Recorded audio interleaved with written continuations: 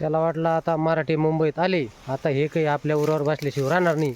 त्याच्यामुळे त्यांना पाहिलं आता आपण हॉटेली बंद करू, पाणी बंद करू, 1-2 दिवस उपाशी मरतीन आणि निघतीन गावाकडं वापस.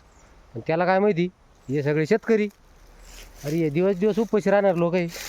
एक दिवसानं काय फरक पडतो त्याला. अरे कधी उसं खाऊन जगतो आम्ही, कधी कधी आम्हाला सकाळची भाकर संध्याकाळी, संध्याकाळची उद्या सकाळी. काटक समाज आहे, पूर्ण कष्टकरी समाज, शेतकरी समाज आहे. त्याला काय फरक पडतो एक दिवस उपाशी राहिला ना. राहिली एक दिवस मराठी उपाशी, पण दुसऱ्या दिवशी आले ना मग बाजरीच्या भाकरी आणि ठेसा, टरकाच्या टारका भरून. मग याला कळून चुकलं, अरे आता हे पाणी डोक्याच्या वर जायचे मागं खेळे. लगेच यंत्रानं कामाला लागली. आता हे काय आदल्या दिवशी उपाशी मरेल होतेच, दुसऱ्या दिवशी ताप देऊन टाकला ना. ताप द्याला तुफान बाजरीच्या भाकरीन ठ्याशावर. याला प्रश्न पडला, आता या ना बाजरीची भाकरीन ठ्यासा तर खाल्ला, आता हे जातीन कुणीकडं. अरे लागला ना भाऊ तयारीला.